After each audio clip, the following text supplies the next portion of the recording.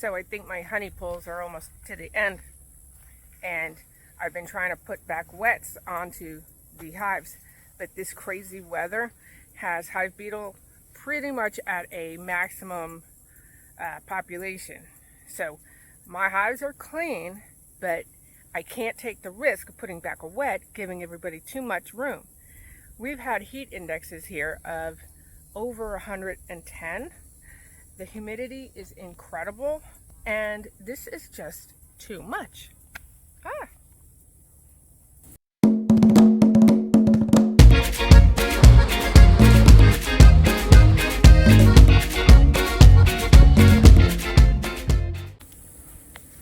So we don't have any robbing, so I put my wets out for them to just kind of clean up.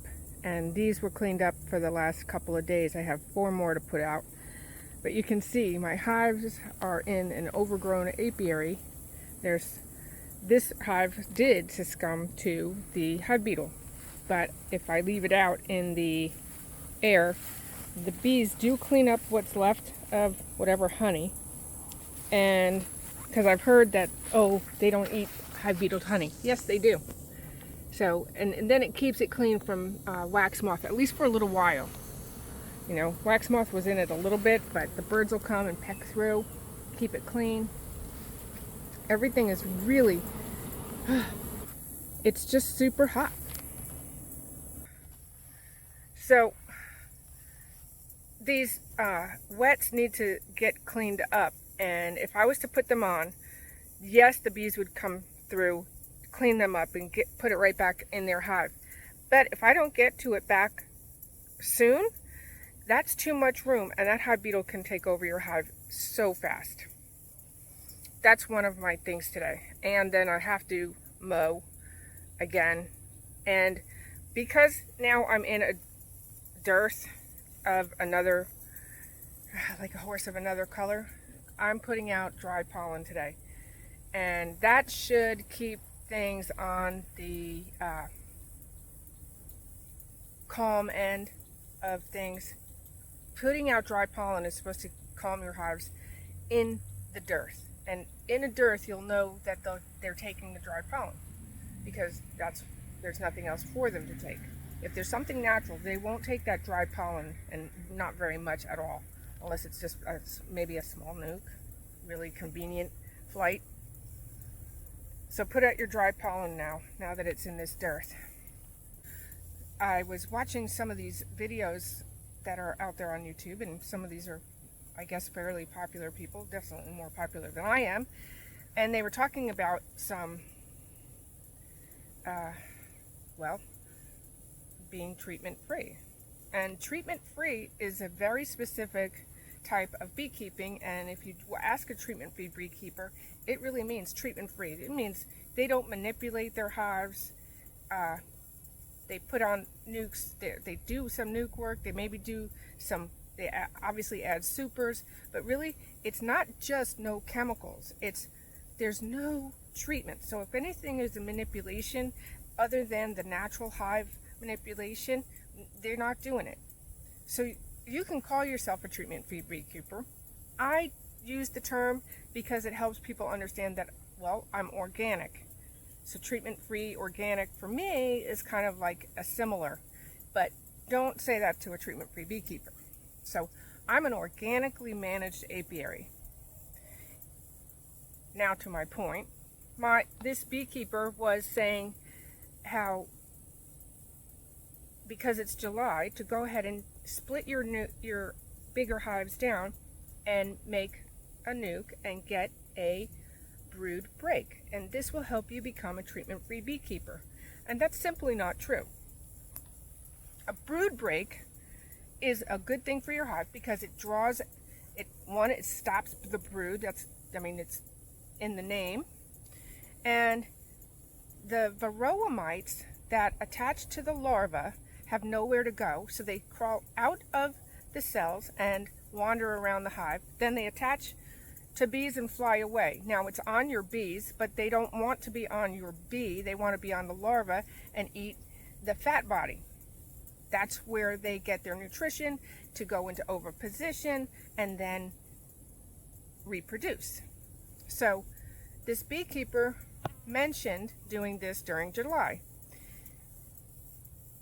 I don't know why you would want to make queens in July. I'm in the South. I have a longer season than they do up north. I think they're in Michigan, Minnesota, somewhere up there.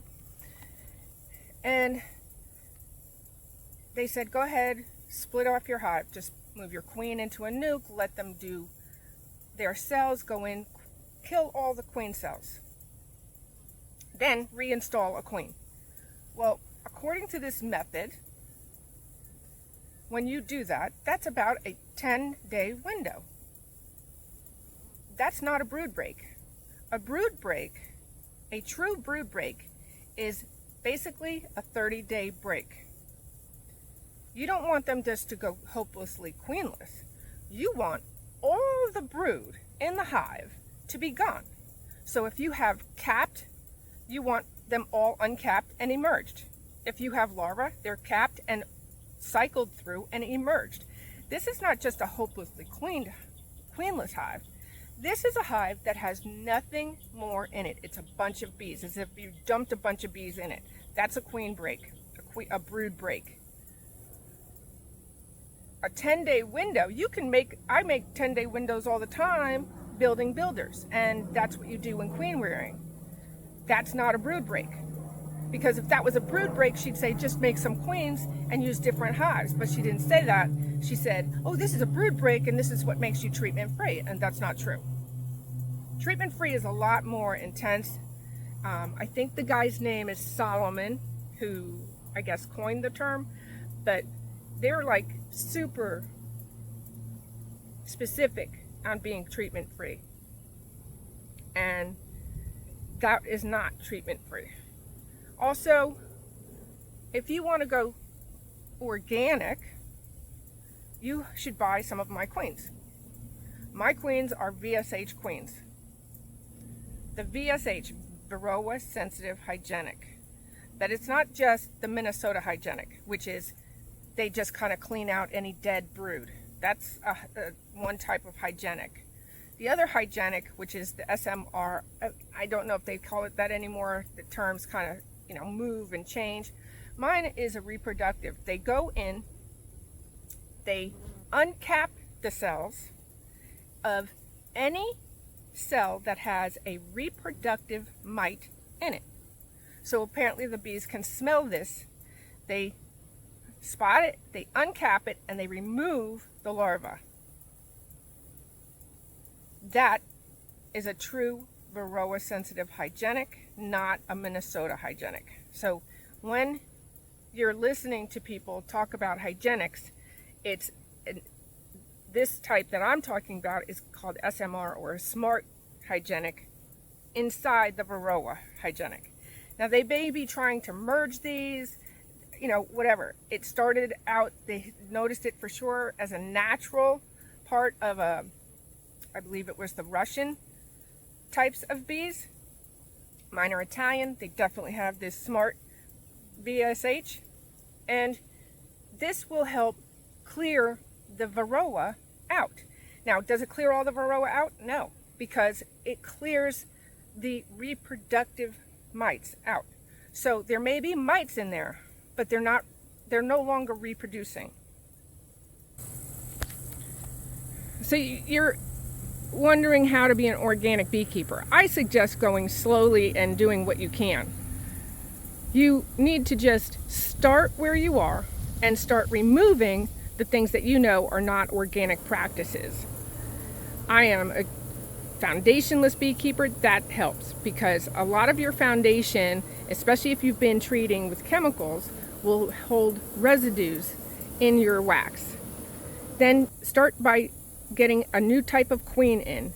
Even the Minnesota hygienic will help clean up your hives.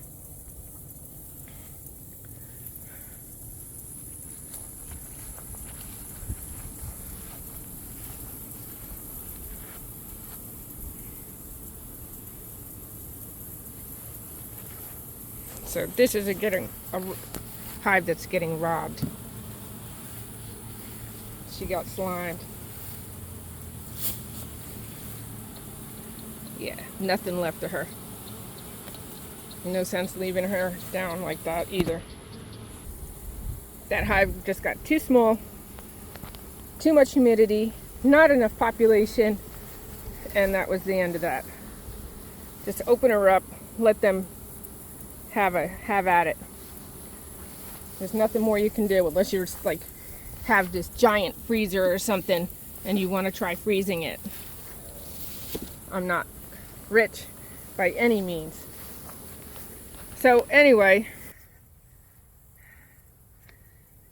if you want to be a treatment-free beekeeper, but right now you're a beekeeper that is, you know, inundated by industry, by everything that you've been doing, start slow. You can just, you know, go cold turkey. I would never stop anyone from just stopping what they're doing. A lot of people do have a problem with that because their bees need to be acclimated slightly to this. So just as in a foundationless beehive, when the bees start drawing absolutely their own foundation and they've only been on their own comb, but they've only been on foundation, a lot of times what they start to draw is drone, and it's almost like a learning curve for them. It may be because that's what they need. I'm not going to say, wow, they said the queen told me. So I'm not going to say to you, the queen told me this is what they wanted to do. I don't know what the queen wants. I watch, I observe, and I hope that what I do is correct. So bees have a learning curve. Even with the small hive beetle traps that I use that are in the frame, they have a learning curve. They learn to push these hive beetle into this. So your bees coming off of treatments, coming off of industry standard to one organic and then possibly a treatment free, you have a learning curve like everything. So don't think that you can just drop off and say, oh, I'm gonna, you know, but be careful when you listen to different beekeepers. Look at their experience. Some people have 3 years, and 3 years experience is, they have these studies. If I can find it, I'll put a link here to it. That when somebody, especially beekeepers, have 3 years experience, that's when they think they know the most. That's when they start YouTubes. That's when they start Instagrams, blogs, and start teaching other people. Can you know a lot because, hey, you went to Cornell and you went to bee school and everything? Sure, you can learn a whole lot. But experience is also a big teacher. So, and having said that, if you're trying to learn treatment-free, but you're listening to a chem guy, you're not going to learn much. I had a guy who said he had 40 years experience, and he had never heard certain things that I had been saying. But that's because he didn't raise his own queens. He was a 40-year beekeeper who didn't pay attention into the queen studies, queen realm, Sue Colby, Harbo, and what the heck's that guy's name from South Carolina? The VP queens. I forget that guy's name, Andy or something. So, it's all in who you're listening to. Look at their experience. Can a 3-year beekeeper help you? Sure. But what is their experience and what is their studies? If they haven't been studied, but then they're telling you that they just picked it up 3 years ago, I take what they said with a grain of salt as far as, making my apiary depend on it. We all go through trials and tribulations in the industry, whether it's a treatment-free beekeeper, an organic beekeeper, or a chem beekeeper. You have your trials and tribulations. That's one that I have to take care of eventually. That one, she's like a gangbuster, but she's a 2-queen hive. So, I'll be working today in my 1,000-degree temperature. I hope you guys stay hydrated, and